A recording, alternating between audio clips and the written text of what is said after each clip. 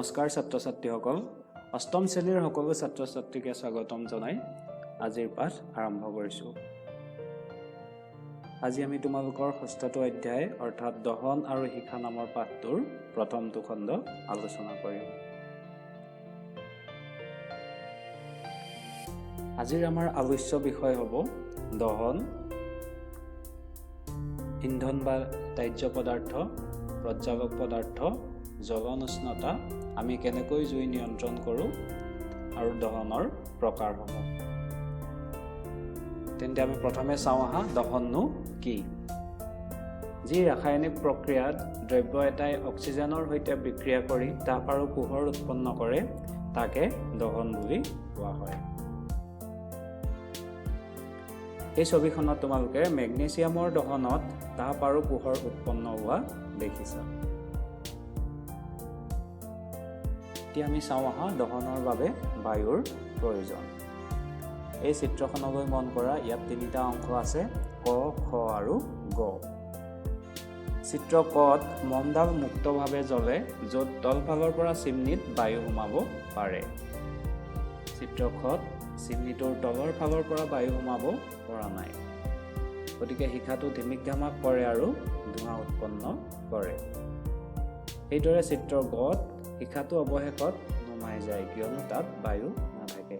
তোমালোকে শেষৰটো অংশত দেখিছা যে চিমনিটো ঢাকি দিয়াৰ কাৰণে ইয়াত বায়ু সোমাব পৰা নাই, যাৰ বাবে জ্বলি থকা মমডাল নুমাই গৈছে। ইয়াৰ পৰা প্ৰমাণিত হয় যে জুই জ্বলিবৰ বাবে অৰ্থাৎ দহনৰ বাবে অক্সিজেনৰ প্ৰয়োজন। ইন্ধন বা দাহ্য পদাৰ্থ। দহনৰ সময়ত যিটো দ্ৰব্য জ্বলে বা যিটো দ্ৰব্যৰ দহন হয় তাকে ইন্ধন বা দাহ্য পদাৰ্থ বোলা হয়। এতিয়া ইন্ধনবোৰ গোটা, জুলীয়া বা গেছীয় হ'ব পাৰে। এতিয়া ইন্ধনৰ কিছুমান উদাহৰণ হৈছে পেট্ৰল, ডিজেল, খৰি, কয়লা ইত্যাদি। এতিয়া তোমালোকে এই ছবিখনলৈ মন কৰা, ইয়াত তিনি প্ৰকাৰৰ ইন্ধনৰ বিষয়ে উল্লেখ আছে। সলিড অৰ্থাৎ কঠিন, লিকুইড বা তৰল আৰু গেছেছ অৰ্থাৎ গেছীয়। এতিয়া কঠিন কিছুমান ইন্ধন হৈছে খৰি, কয়লা ইত্যাদি। একেদৰে তৰল কিছুমান ইন্ধন হ'ল গেছলিন, ডিজেল, ইথানল ইত্যাদি। একেদৰে গেছীয় ইন্ধন হৈছে প্ৰপেন, নেচাৰেল গেছ অৰ্থাৎ প্ৰাকৃতিক গেছ ইত্যাদি। এতিয়া দাহ্য আৰু অদাহ্য পদাৰ্থৰ এখন আমি তালিকা চাওঁ আহা। এতিয়া কাঠ দাহ্য পদাৰ্থ হয়, কাগজো দাহ্য পদাৰ্থ হয়, লোৰ গজাল নহয়, শিলৰ টুকুৰা নহয়, খেৰ হয়, দিয়াচলাই কাঠি হয়। জ্বলন উষ্ণতা। যি নিম্নতম উষ্ণতাত দ্ৰব্য এটাত জুই লাগে তাকে ইয়াৰ জ্বলন উষ্ণতা বোলা হয়। উদাহৰণস্বৰূপে এখন কেৰাহীত তেল দি কেৰাহীখন বহু সময়ৰ বাবে জ্বলি থকা ষ্টভৰ ওপৰত ৰাখিলে সেই তেলখিনিত জুই লাগিব।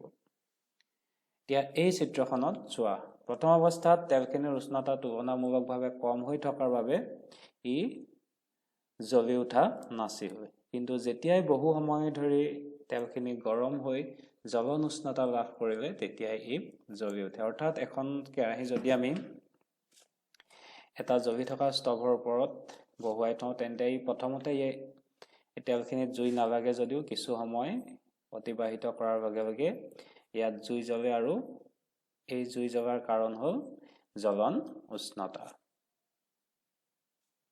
গতিকে আমি ক'ব পাৰোঁ যে কোনো এটা দাহ্য পদাৰ্থত তেতিয়ালৈকে জুই নালাগে বা ই নুপুৰে যেতিয়ালৈকে ইয়াৰ উষ্ণতা জ্বলন উষ্ণতাতকৈ কম হৈ থাকে।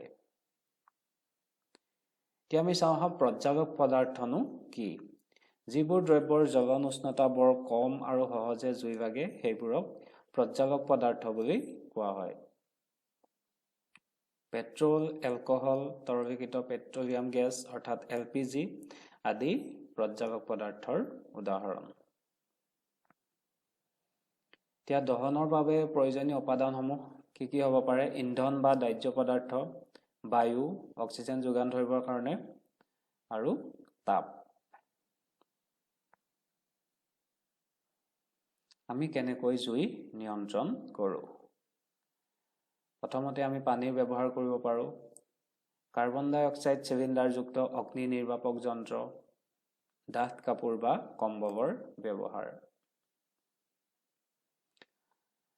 এই চিত্ৰখন চোৱা অগ্নি নিৰ্বাপনৰ কাৰণে অগ্নি নিৰ্বাপক বাহিনীয়ে জ্বলি থকা জুইত পানী ঢলা তোমালোকে দেখিছা পানীয়ে দাহ্য পদাৰ্থবোৰক চেঁচা কৰে যাতে এইবোৰৰ উষ্ণতা জ্বলন উষ্ণতাৰ তললৈ নামি আহে ইয়ে জুই বিয়পাটো ৰোধ কৰে তদুপৰি জলীয় বাষ্পবোৰে দাহ্য পদাৰ্থবোৰক আগুৰি ধৰি বায়ুৰ যোগান বন্ধ কৰাত সহায় কৰে গতিকে জুইখিনি নিৰ্বাপিত হয় বৈদ্যুতিক আহিলা বা পেট্ৰলৰ নিচিনা প্ৰজ্বালক দ্ৰব্য থকা জুই নিৰ্বাপনৰ বাবে পানী নিৰাপদ নহয় এতিয়া যেতিয়া বৈদ্যুতিক আহিলা বা পেট্ৰল থকা ঠাইত যদি জুই মানে কি হয় জুই জ্বলে তেনে ক্ষেত্ৰত পানী নিৰাপদ নহয় এনে ক্ষেত্ৰত কাৰ্বন ডাই অক্সাইড হৈছে উত্তম নিৰ্বাপক অৰ্থাৎ এনে ক্ষেত্ৰত কাৰ্বন ডাই অক্সাইড জুই নুমুৱাবৰ কাৰণে ব্যৱহাৰ কৰা হয় কাৰ্বন ডাই অক্সাইড অক্সিজেনতকৈ গধুৰ হোৱা বাবে ই জুইকুৰা কম্বলৰ দৰে ঢাকি ধৰে এনে হোৱাৰ ফলত ইন্ধন আৰু অক্সিজেনৰ মাজৰ সংস্পৰ্শ বিচ্ছিন্ন হয় ফলত জুইকুৰা নিয়ন্ত্ৰিত হয় কাষৰ চিত্ৰত তোমালোকে দেখিছা এটো কাৰ্বন ডাই অক্সাইড যুক্ত এটা সিলিন্ডাৰ যাক ফায়াৰ এক্সটিংগুইশাৰ বুলি কোৱা হয়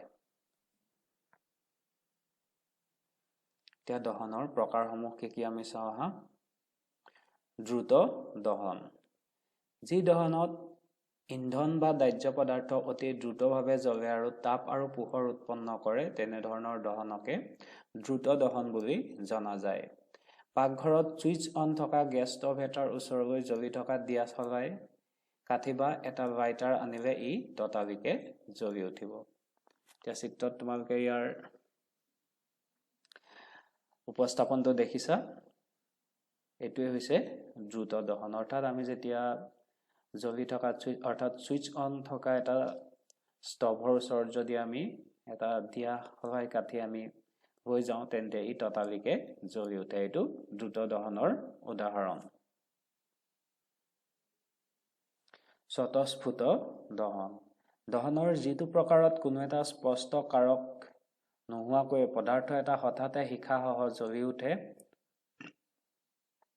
তেনে দহনক স্বতঃস্ফূৰ্ত দহন বুলি কোৱা হয় উদাহৰণস্বৰূপে ফসফৰাছৰ নিচিনা কিছুমান দ্ৰব্য আছে যিয়ে সাধাৰণ উষ্ণতাত বায়ুত জ্বলে তোমালোকে বনজুইৰ কথা শুনিছা বনজুইও হৈছে এক প্ৰকাৰৰ স্বতঃস্ফূৰ্ত দহনৰ উদাহৰণ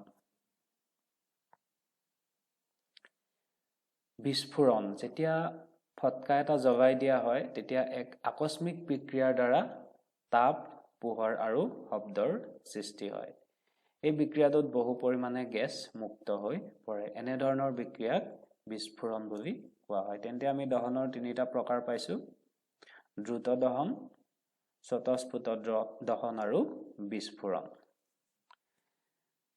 তেন্তে ছাত্ৰ ছাত্ৰীসকল আজিৰ পাঠটোৰ প্ৰথমটো খণ্ড আমি ইমানতে সামৰিছো পৰৱৰ্তী খণ্ডটো তোমালোকৰ ওচৰলৈ শীঘ্ৰেই লৈ আহিম তোমালোকে আমাৰ লগত জড়িত হৈ থাকিবা ধন্যবাদ